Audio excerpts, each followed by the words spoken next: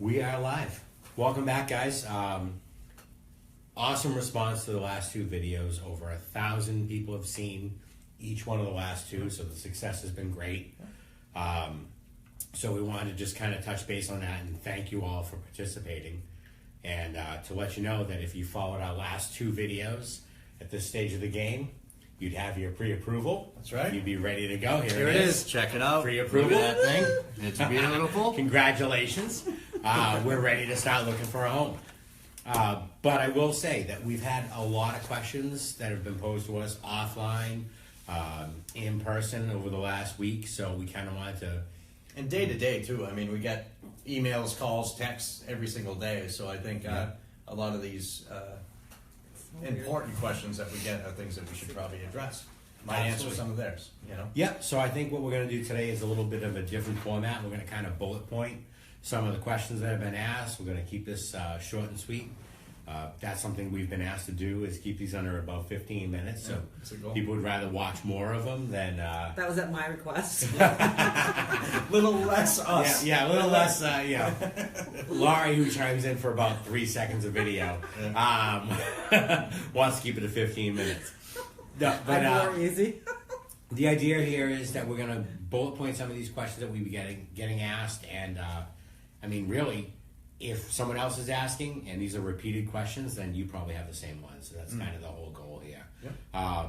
So again, pre-approval is in hand. You're ready to go. One of the first questions I think we get asked, John, is really for you. Mm-hmm. So you're pre-approved. You're looking at a USDA loan, and the question is, can you switch loan programs midstream? Yeah, and it's a misconception. I mean, ultimately... by this point, you've already spoken to your lender, and hopefully you've had a sit down with him or her. Am I off camera? Yeah, you got no John. All right, you heard my voice anyway. Just a voice. So you've spoken to your lender. He's given or she has given you a consultation on what products are best for you. And let's say it happens to be USDA, which is a geographically restricted program. In other words, it's not good in all areas. Am I still up? No, it looks like he's wrestling You're him. good. Who, you are? Yeah. Don't get me in the headlock. You're good. You're much bigger than I am. But that said, if you decide that you found a home, or let's say you found a home that is outside of that area, you can easily switch. And quite frankly, the pre-approval process is, all-encompassing.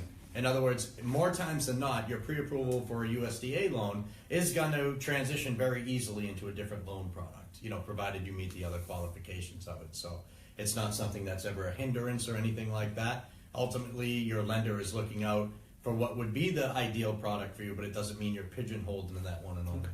But you have to have the money for any other loan True. program. Yeah, you have to meet the other qualifications, and I think the important part of it is understanding, what you should be building on and getting to where you need to be, so you have all those options. And the question was posed basically, do you have to start all over? No, you're already there. I mean, the documentation is the same, the way we calculate your eligibility is the same, so absolutely not. Credit still transpires to the next one. So it's literally a matter of a phone call. Hey, Johnny, I found a home that's outside of USDA. Can I qualify for an FHA or a conventional loan? And I'll run the numbers for you based on your qualifications and give you a straight answer. Okay. So. Another question that we've been getting a lot is, why does someone need a realtor? Why can't you just go to an open house and submit an offer through that agent that's there? And I mean, this is a list of questions that I can go on and on. I mean, basically, the first thing I would say to you is, you can cut your own hair. Had to do it, guys. Look at that thing. But do you Look really at this guy. want to? Look at that guy. Come on. I can't even believe we found that online. Ridiculous. The reason you want to use a realtor is because a realtor is basically someone who does this day in and day out. Someone who understands today's market conditions. And really, when you think about it, it's kind of like the stock market. It's like anything else. It's a living, breathing entity. It changes literally, I don't want to say day to day, but based on availability of homes, based on the current buyer pool. So there's a lot of things that factor in there, and there's a lot of changing factors. Mm-hmm. I've seen homes that have sold for, let's say, $200,000. A year later, they're $250,000. So it really changes. So one of the things that people get confused on is they talk to their relatives. They talk to family members who, they've gone through the process before. They've bought, 3 or 4 houses. Well, one of the first questions is, when did they last buy their house? If it was even as a year ago, it could be a completely different market. Things have changed. So you want to work with somebody who understands today's conditions. Yep. Availability of homes is a big one. Obviously, if you have the only house on the block, you're going to command a higher price. So that's why a realtor is the person you want to deal with on that. And you want your buyer's agent. You go to an open house, and that agent actually is contractually obligated to work for the seller. Their job is, if you walk in there and the house was priced at $350 and you said, I want to offer $400, their job is to say to you, that's a great offer. You should do that. Yeah, Absolutely. Do it. Offer $400 because they need to get the best price for that person. A buyer's agent is contractually obligated to you. Their job is to get you the lowest price that you can pay based on current market value, to negotiate for your home repairs to the best of what's reasonable, and really to look out for you. And also, you may be laser focused, and I know Laurie's seen this many, many times. People are laser focused on Franklin or Foxborough or Rentham or whatever the town may be. Well, there could be a sister town right next door. Just like it. Yep. Absolutely. With a comparable school system, and more times than not, usually a lot less expensive property taxes and too, still which within helps. their commuting range. So Still within the commuting range, and it opens up a whole new pool of homes for you by working with somebody who understands, gee, I know you like this, but have you thought about this area? how many times do you sell when they start looking in one town? Do you ever sell in that town? More times, More often usually than not, you're they out. end up flipping around. Yeah, somewhere else. absolutely. And I get the question a lot as a lender too. Why should I work with a lender now at this point? Because really, it's a natural handoff at that stage once they're pre-approved. And I think the simple question is that these are people like yourselves that are out there every single day. It's not it's not rocket science to say that somebody that does a profession every day, walks into a home, negotiates terms of sale in the best interest of their buyers, is going to be better than the average person that, you might be a computer engineer. What do you know about, negotiating the terms of a sale? Or that's where the agent and their representation is the biggest thing. Yeah, absolutely. And I think a good point to it is how does that person even get compensated? If you're a buyer's agent, do I owe you money as the buyer? That's actually probably one of the most common questions we get asked. How do you guys shocking. I was asked shocking to me. yesterday, Yep. literally in a buyer's consultation yesterday, I was asked, how do I pay you? Well, basically what I want everybody to understand, and kind of the biggest takeaway from today, should be that you have a professional in your corner who's going to negotiate the best price, who's going to negotiate the terms, who's going to negotiate for any repairs, who is going to get you into every single home that is out there and available. Regardless of who it's listed with. Absolutely. That's a big misconception right there, is that, if you work for Caldwell Banker, which we do, you're only going to show Caldwell Banker listings, or that there's some secret list of homes out there that you can't see on the internet. The hidden homes. Yeah. But that another agency would have, and they don't. We all pull from the same MLS. It's all from MLS. Multiple Listing Service is out there, and it actually pulls everything together. So when you're using, the Zip Realty website or the Caldwell Banker website, you're actually seeing everything that's out there. And every single buyer's agent has access to all of those properties. So you have all of that. You have the access to every single property out there. You have the access to someone who's going to negotiate the best terms for you. And again, all of that is, here's the magic word, free. That is literally free to you as a buyer. What? Free. Today only. Free 99. And if you act now, you can get 2 realtors for the price of one. Still free. shipping and handling. Still free, still Yes, free. just pay separate shipping and handling. Yeah. It is free. Basically, it's a relationship that is in your best interest. So to go it alone when that person is going to cost you nothing and they're contractually obligated to work in your best interest, it doesn't make sense. It really does come down to cutting your own hair. Right. You save a whopping $20, but is it really in your best interest? Probably not. And you kind of glanced over it a little bit, but I think something that I've heard out there, and being a lender and not a realtor, I don't see it every day, but there is that misconception that a property that is listed by another big agency, whether it be Remax or KW or whoever, Keller Williams, whoever it is, can you guys show the home? A lot of people don't understand that. They really don't. It is a big misconception. There is something called the multi-listing system, the MLS, where all realtors have to put all their data into, and I think, part of that benefit of having a realtor represent you is the fact that they have the access to the latest and greatest resources out there. Can you go out there and shop around and go online and find something? Yeah, you can probably learn how to fix the sink too online, but ultimately, it's probably not going to come out as good. You can diagnose yourself too online. You can spend 2 hours on WebMD. Yeah. You have every disease known to man. Right.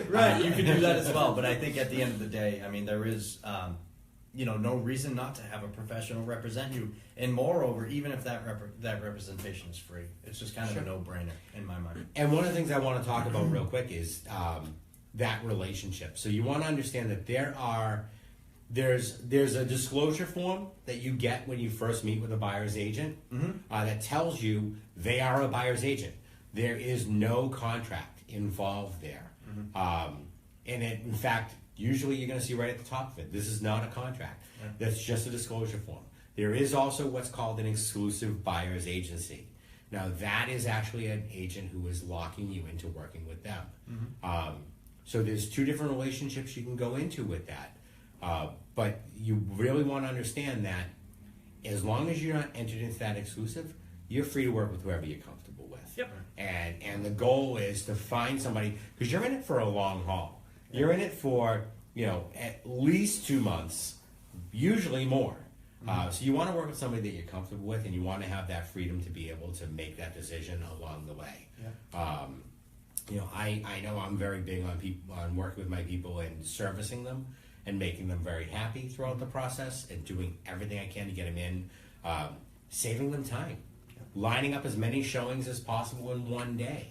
And that's something, again, you can get through that whole MLS. I think not having that contract too, it brings about an effort to earn business a little bit more. Absolutely. In other words, at the end of the day, our job is to earn your trust, to earn your business, and to earn your confidence, right? Yep. And if we work well as a team, I think, and we don't have something that's a binding contract that you have to work with me, even if I'm not good at my job and I don't do what you want me to do, right? Because to me, that's ridiculous to even think about that. So, and the reality is, those contracts can actually be very easily broken. Sure. Yes. And rightfully so. So no one can force you to buy the house. If you're not happy with the realtor that you're under contract with, you can get out of it. Absolutely.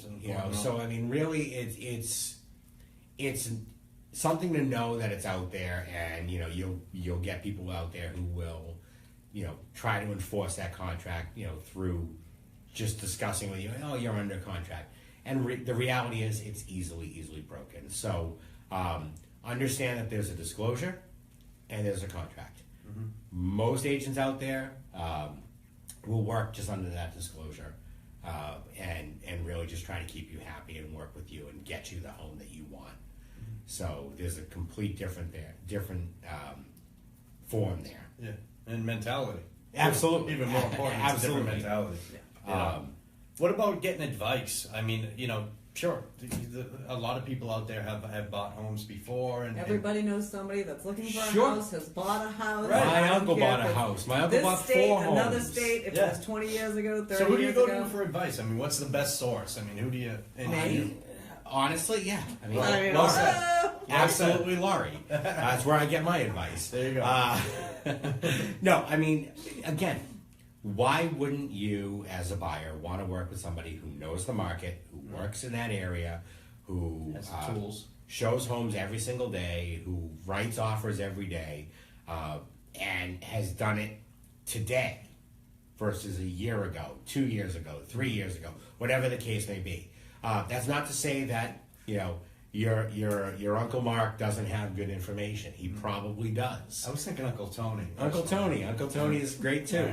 I tend to lean toward what my Uncle Mark says. It's all but good. Tony's I might have a fine. Mark. I got a Tony. It's all good. Tony's info might not be reliable. Yeah, right. Where Mark's Tony's a is- little bit Yeah. sketchy. Yeah, Tony last bought in Connecticut. It So was a cash no, but the idea is that you want to work with somebody who's going to give you the best advice. And again, all of that, where you're going to get it, it's cumulative. It comes together. But ultimately, you want to work with a professional in your area. I always say, I don't want my general practitioner doing open heart surgery.